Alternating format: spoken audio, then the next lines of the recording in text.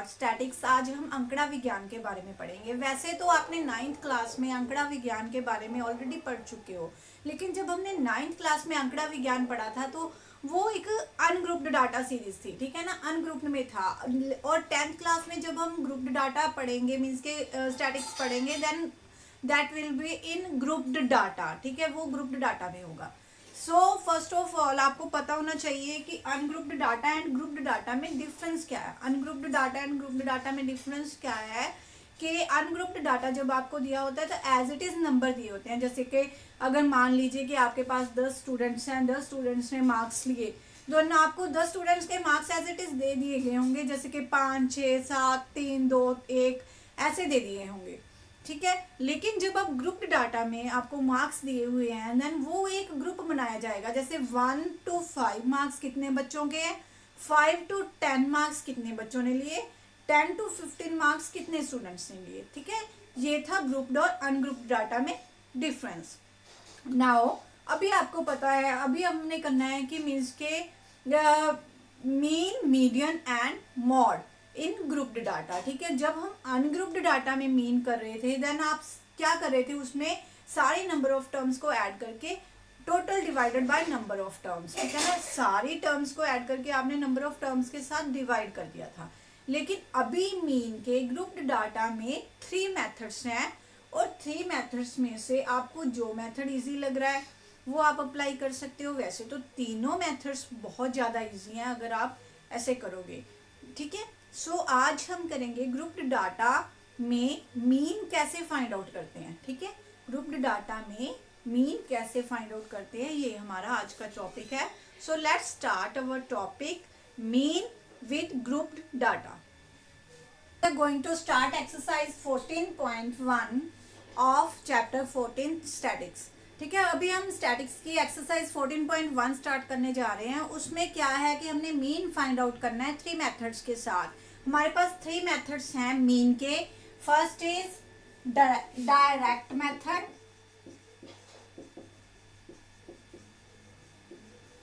Second is assumed mean method,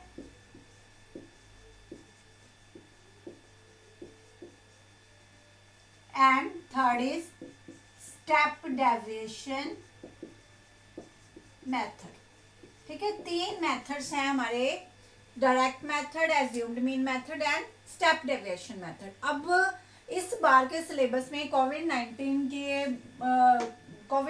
के कारण step deviation method है जो आउट ऑफ सिलेबस है, लेकिन मैं आपको यहाँ पे स्टेप डेविएशन मेथड के बारे में भी बताऊंगी, ठीक है। Direct method and assumed mean method दोनों ही मेथड्स हमारे सिलेबस में है। So first of all we have given some group data. यहाँ पे क्या है, स्टेटमेंट है हमारी, a survey was conducted by a group of students. एक सर्वे ग्रुप ऑफ स्टूडेंट्स का मीन्स के एक सर्वे किया गया जिसमें ग्रुप ऑफ स्टूडेंट्स ने क्या किया है, as a part of their environment awareness programme, in which they collected the following data regarding the number of plants in 20 hours in the locality. Find number of plants their houses, ठीक है ना। एक locality में उन्होंने number of plants है जो count किए हैं। यहाँ पे देखिए आपको कि यहाँ पे नंबर ऑफ प्लांट्स दिए गए हैं कि 0 से लेके 2 तक प्लांट्स कितने हाउसेज में थे, 1 हाउस में। आगे दिया गया है 2 से 4 तक प्लांट्स कितने हाउसेज में थे, 2 हाउसेज में। एंड 4 to 6 प्लांट्स कितने हाउसेज में है, 1 में। 6 to 8 प्लांट्स 5 हाउसेज में। 8 to 10 प्लांट्स 6 हाउसेज में। 10 to 12 2 हाउसेज में, और 12 to 14 3 हाउसेज में। यहाँ पे हमें प्लांट्स की कलेक्शन दी गई है, ठीक है ना, हाउसेज में कितने कितने नंबर्स के प्लांट्स है। अब जो ये वाली सीरीज है वहां पे क्लास इंटरवल, इसे ग्रुप को क्या बोलते हैं, क्लास इंटरवल। यहाँ पे मैंने लिख दिया है CI, क्लास इंटरवल। आगे जो सीरीज हमें नंबर ऑफ हाउसेज दिए गए हैं दैट इज अवर FI, ठीक है, वो हमारा क्या है FI। अभी हमें XI फाइंड आउट करना है, ठीक है। सबसे पहले मैं आपको बताऊंगी कि XI क्यों फाइंड आउट करना है। हमारे पास डायरेक्ट मेथड है, जो फर्स्ट मेथड है उसका फॉर्मूला क्या है, यहाँ पे हमें एक्स मीन फाइंड आउट करना है डायरेक्ट मेथड में। तो इसका फॉर्मूला है एक्स बार फाइंड आउट करने का, summation of FI XI by summation of F I, ये है sum of F I x I, means के फर्स्ट ऑफ ऑल हमें F I into X I find out करना है और एक एफ आई का जोड़ पता करना है। ठीक है, एफ आई एक्स आई पता करने के लिए सबसे पहले हमारे पास एक्स आई होना चाहिए। अब एक्स आई निकालते कैसे हैं, इन दोनों टर्म्स को 0 एंड 2 को प्लस करो, 0 प्लस 2 कितना आ गया 2, उसके बाद 2 को दोबारा से 2 के साथ डिवाइड कर दो, देन कितना आ गया 1। असल में एक्स आई क्या है, इन दोनों की मिड टर्म आ गई। ठीक है, दोनों को प्लस करके उसको 2 के साथ डिवाइड कर दो तो हमारे पास एक्स आई आ जाएगा। जैसे 2 को 4 के साथ प्लस किया, 2 प्लस 4 बाई 2 करना है, 2 plus 4 is 6, 6 by 2 is equal to 3। यहाँ पे तो आप इजिली लिख सकते हो कि 2 और 4 के बीच में क्या आता है 3। कई बार टर्म्स ऐसी होती है कि आपको इजिली नहीं पता चलता, देन ये वाला फॉर्मूला हम वहां पे अप्लाई करेंगे। ठीक है, 4 plus 6 10, 10 by 2 is equal to 5, 8 plus 6 14, 14 by 2 is equal to 7 and 10 plus 8 is equal to 18, 18 by 2 is equal to 9, 12 plus 10 is equal to 22, 22 by 2 is equal to 11 and 14 plus यहाँ पे आ जाएगा हमारा 13। ये आ गई आपकी एक्सरसाइज सीरीज। अब हमें क्या फाइंड आउट करना है, F I x I, means की एफ आई और एक्स आई की मल्टीप्लीकेशन। उसके लिए हमारे पास एफ आई दिया हुआ है, एक्स आई दिया गया है। यहाँ पे आप easily F I x I find out कर सकते हो, मीन्स की इनकी मल्टीप्लीकेशन कर सकते हो। 1 into 1 1, 3 into 2 6, 5 into 1 5, 7 into 5 35, 9 into 6 54, 11 into 2 22 and 13 into 3 39। उसके बाद आपको क्या फाइंड आउट करना है, इस फार्मूले के लिए डायरेक्ट मेथड के लिए F I x I by F I के लिए हमें इसका जोड़ है जो वो पता करना है, मीन्स के समीशन फाइंड आउट करना है, सम फाइंड आउट करना है किसका, एफ आई एक्स आई का। इस सारी लाइन को आप प्लस कर दोगे। ठीक है, प्लस कीजिए आप। हाँ जी, इसका प्लस करने के बाद हमारे पास आ गया 162, मीन्स की हम लिख सकते हैं यहाँ पे समीशन एफ आई एक्स आई इज इक्वल टू 162 एंड उसके बाद हमें फाइंड आउट करना है समीशन एफ आई, मीन्स के एफ आई का जोड़। वो हमें पहले से ही दिया हुआ है क्वेश्चन में कि F I is equal to 20 है, 20 है जो वहां पे हाउस है। ठीक है, अगर नहीं दिया हुआ देन आप एफ आई का जोड़ कर सकते हो। ठीक है, 20 आ गया। अब हमें क्या फाइंड आउट करना है, यहाँ पे मीन पता करना है। मीन के लिए यहाँ पे वैल्यू फाइंड आउट वैल्यू लिख दो। ये डायरेक्ट मेथड की है, याद रखना आपने। डायरेक्ट मेथड का फॉर्मूला क्या है, summation F I x I over summation F आई। ठीक है, डायरेक्ट मेथड के लिए अब 162 है हमारी समीशन एफ आई एक्स आई की वैल्यू और समीशन एफ आई की वैल्यू कितनी है 20। पहले आप इसे 2 के साथ कैंसिल कर दो, 81 आ गया, मीन्स के यहाँ पे आ गया 8.1, मीन्स के हमारा एक्स बार कितना आ गया 8.1। Now we will do mean by assumed mean method। अब सबसे पहले अब हम assumed mean method का assumed mean के साथ इसका फॉर्मूला देखेंगे। assumed mean के साथ x बार का फॉर्मूला है a plus summation F I D I over summation F आई। ठीक है, अब हमें समीशन एफ आई तो ऑलरेडी दिया गया है। ठीक है, अब आपको पता होना चाहिए कि ए क्या है, यहाँ पे एज्यूम्ड मीन है। एज्यूम्ड मीन हम कहाँ से लेंगे, यहाँ तक तो अगर आपने डायरेक्ट मेथड के साथ सम करना है तो यहाँ तक आपका सम है जो फिनिश हो गया 8.1 तक। अगर आपको आया एज्यूम्ड मीन मेथड तो एज्यूम्ड मीन मेथड में आप क्या करोगे, यहाँ पे आप एफ आई एक्स आई नहीं फाइंड आउट करोगे। एक्स आई के बाद का आपका स्टेप क्या होगा, यहाँ पे एक्स आई के बाद का स्टेप आ जाएगा। ठीक है, एक्स आई में से आपने क्या करना है, ए लेना है, एज्यूम्ड मीन लेना है। एज्यूम्ड मीन कैसे लोगे, इसके बीच की लाइन के बीच जो आ रहा है, सबसे बीच में ऊपर 3 टर्म्स छोड़ी हमने, नीचे 3 टर्म्स तो छोड़ी, तो ए कितना आ गया हमारा 7। ठीक है, यहाँ पे ए कितना आ गया 7, तो आप यहाँ पे ए की वैल्यू 7 पुट कर सकते हो। ठीक है, अब हमें नेक्स्ट चाहिए एफ आई डी आई। उसके लिए आपको पहले डी आई फाइंड आउट करना पड़ेगा। अब डी आई क्या है, यहाँ पे हमें डी आई निकालना पड़ेगा। डी आई की वैल्यू क्या है, एक्स आई में से एज्यूम्ड मीन सब्ट्रैक्ट कर दो, ठीक है। एक्स आई में से एज्यूम्ड मीन है जो, वो सब्ट्रैक्ट कर दो। 1 minus 7, 1 minus 7 is equal to, जैसे मैं यहाँ पे लिख रही हूँ, लिखने की जरूरत नहीं है कि आपको समझ आ जाए अच्छे से, इसलिए लिख रही हूँ। 1 minus 7 is equal to -6। 3 minus 7 is equal to कितना आ गया, -4। 5 माइनस 7 इज इक्वल टू, अब डायरेक्ट लिख रही हूँ, -2। 7 minus 7 is equal to 0। 9 minus 7 is equal to 2। 11 minus 7 4 and 13 minus 7 is equal to 6। ये आ गया हमारे पास डी आई, ठीक है। अब एक ही चीज आपको और याद रखनी है कि जैसे 7 है, जो अज्यूम्ड मीन है उसके सामने हमारे 0 आएगा, और अज्यूम्ड मीन के ऊपर वाली टर्म्स माइनस में होगी, अज्यूम्ड मीन के नीचे वाली टर्म्स पॉजिटिव होगी, ठीक है।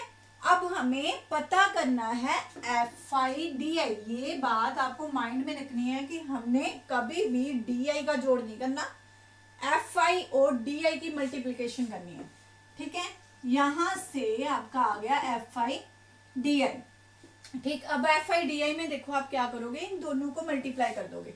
6 into 1 is equal to -6, 4 into 2 is equal to -8, -2 into 1 is equal to -2, 0 into 5 is equal to 0, 6 into 2 is equal to 12, 4 into 2 is equal to 8 and 6 into 3 is equal to 18।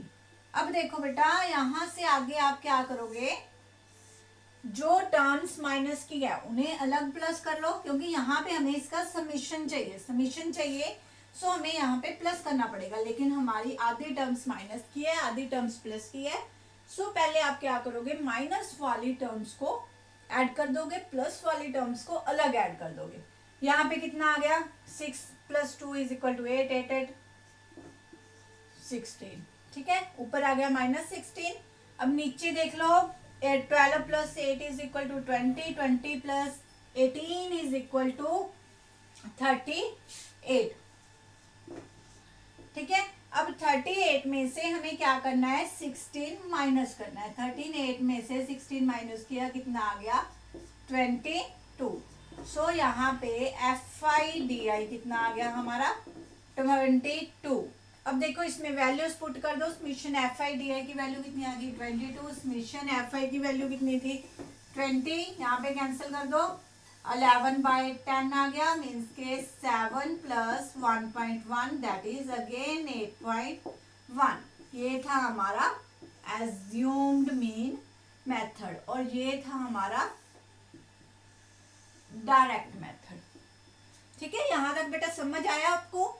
अब next हमारा step deviation method है। अब step deviation में क्या करना है हमें, step deviation में अगेन अब हमें डी आई से आगे जाना है। अगर आपने डायरेक्ट स्टेप डेविएशन लिखना है तो ये दोनों लाइंस नहीं आएंगी, एफ आई के बाद डी आई फाइंड आउट करोगे, डी आई के बाद D I dash find out करोगे, ठीक है। उसके लिए पहले मैं फॉर्मूला लिख रही हूँ, एक्स बार का formula with step deviation method कौन सा है, A plus summation F I D I dash over summation F I into H. अब देखो एफ आई, एक तो हमारे पास डी आई डैश चाहिए, ठीक है, एक चाहिए एच। अब एच क्या चीज है, एच है हमारा डी आई में से देख लो आपका कॉमन क्या निकल रहा है, ये सारी वैल्यू किस टेबल में आ रही है, ये आ रही है 2 के टेबल में। सो डी आई डैश कैसे निकलेगा, डी आई को अगर हम 2 के साथ डिवाइड कर दें देन हमारे पास आ जाएगा डी आई डैश, ठीक है। तो h की वैल्यू कितनी होगी यहाँ पे 2, जिसके साथ आपने डिवाइड किया है वो है हमारी h की वैल्यू, ठीक। नाउ डी आई कितना आ गया बेटा, डी आई यहाँ पे डी आई डैश इसके कितना आ गया, 2 के साथ डिवाइड किया, 6 को 2 के साथ डिवाइड किया, -3, 4 को 2 के साथ डिवाइड किया, -2, 2 को 2 के साथ डिवाइड किया, -1, 0, 1, 2 एंड 3। अभी फिर क्या करना है हमें, माइनस वाली टर्म्स को अलग ऐड कर लो, प्लस वाली टर्म्स को अलग ऐड कर लो, सॉरी यहाँ पे नहीं ऐड करना, आपको पहले क्या करना है, डी आई, हमें क्या चाहिए था, एफ आई डी आई। अगर आप यहाँ पे ऐड कर लोगे देन आपका सम रॉन्ग हो जाएगा। हमें क्या करना है, F I D I dash की मल्टीप्लीकेशन करनी है, ठीक है। अब देखो यहाँ पे एफ आई कहाँ पे था, ये वाला, 3 को 1 के साथ मल्टीप्लाई किया -3, 2 को 2 के साथ मल्टीप्लाई किया -4, -1 को -1 के साथ मल्टीप्लाई -1, 0, 6, 2 2 दा 4, 3 3 दा 9। अब माइनस वाली टर्म्स अलग प्लस कर लो, प्लस वाली अलग प्लस कर लो। यहाँ पे कितना आ जाएगा, 4 + 3 7 -8 आ गया, और यहाँ पे कितना आ गया, 6 + 10, 6 + 4 = 10 एंड 19। 19 - 8 = कितना आ जाएगा हमारे पास, 11। मीन्स के हमारे पास आ गया F I D I dash = 11। अब इस फॉर्मूला में आपने एक्स बार की वैल्यू पुट करनी है। यहाँ पे ए कितना था, 7, F I D I dash कितना आया हमारे पास, 11/20 इंटू एच कितना था हमारे पास, 2। अगेन इसे कैंसिल किया, कितना आ गया, 7 + 11/10 दैट इज 7 + 1.1 = 8.1। सो स्टूडेंट्स, आज हमने किया है mean with 3 methods, direct method, assumed mean method and step deviation method. इन सभी मेथड्स में कॉमन क्या चीज है कि हमने एफ आई में कुछ भी चेंज नहीं किया। ये आपको याद रखना है, अच्छे से याद रखना है कि एफ आई में कोई भी चेंज नहीं हुआ। एफ आई को हमने एज इट इज यूज करते गए हैं हर एक मेथड में। चेंज क्या हुआ है, चेंज हुआ है फर्स्ट मेथड में। ये ट्रिक है इस वीडियो का कि हमने क्या चेंज किया है इन शॉर्ट, ठीक है। चेंज क्या हुआ है फर्स्ट मेथड में। अब ये बात आपने ध्यान से समझनी है, कंफ्यूज नहीं होना कि हमने चेंज क्या किया है। सी आई में सबसे पहले हमें क्लास इंटरवल दिया था, क्लास इंटरवल से हमने क्या बनाया, x I. In first method में हमने एक्स आई बनाया। सेकंड मेथड में हमने एक्स आई से डी आई बनाया। थर्ड मेथड में हमने डी आई से डी आई डैश बनाया। फर्स्ट मेथड में हमने क्या किया था, एक्स आई को एफ आई के साथ मल्टीप्लाई। सेकंड मेथड में हमने क्या किया था, डी आई को एफ आई के साथ मल्टीप्लाई।